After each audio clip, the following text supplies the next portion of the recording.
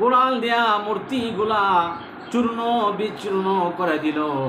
তাদের প্রধানটি ব্যতীত তাদের লিডার সবচেয়ে বড় মূর্তি যেটা, ওইটা ব্যতি রেখে সব মূর্তিগুলা চূর্ণ বিচূর্ণ করে দিল। সুবহানাল্লাহ। কেন বলেন তো?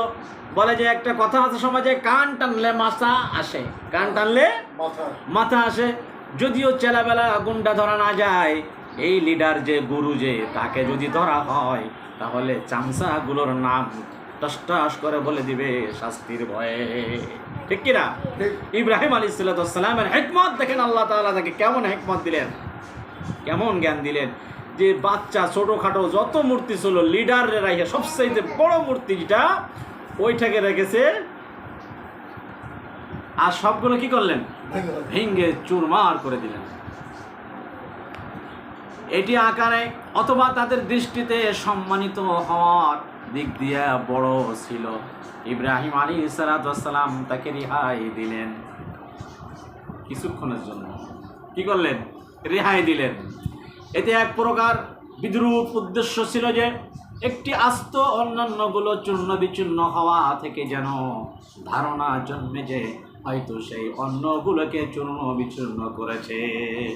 ইব্রাহিম আলাইহিস সালামের হিকমত দেখেন, যে বড়রা এই কাজগুলো করছে, এই কথা যেন বলতে পারে যে দেখো ছোটগুলো সব তোমাদের লিডার, সে যখন তোমরা যখন তাকে মূর্তি মানো না, তোমরা যখন তার পূজা করো, তাকে প্রভু মানো, তাহলে বড় প্রভুর কাছে জিজ্ঞাসা, নাউজুবিল্লাহ, এই কাজগুলো কে করছে। এই জন্য প্রমাণ স্বরূপ বড়টা রাস্তা রেখে দিচ্ছে আর সব চূর্ণ বিচূর্ণ করে ফেলেছে। সুতরাং প্রথমত এই ধারণা সৃষ্টি করাই উদ্দেশ্য ছিল। এরপর যখন তারা চূর্ণকারীর অনুসন্ধান করবে এবং প্রধান মূর্তির প্রতি সন্দেহ করবে না, তখন তাদের পক্ষ থেকে এর অপরকতারও স্বীকারোক্তি হয়ে যাবে। সুবহানাল্লাহ। এবং প্রমাণ আরও অপরিহার্য হবে, কার্যকর হবে। সুতরাং পরিণামে এটা জব্দ করা এবং লক্ষ্য অপরকতা প্রমাণ করা। মোট কথা হলো যে অপকারিতার প্রেক্ষিতে ইব্রাহিম আলাইহিস সালাম প্রধান মূর্তিকে রেহাই দিয়ে অবশিষ্ট সবগুলো ভেঙে দিলেন। সুবহানাল্লাহ।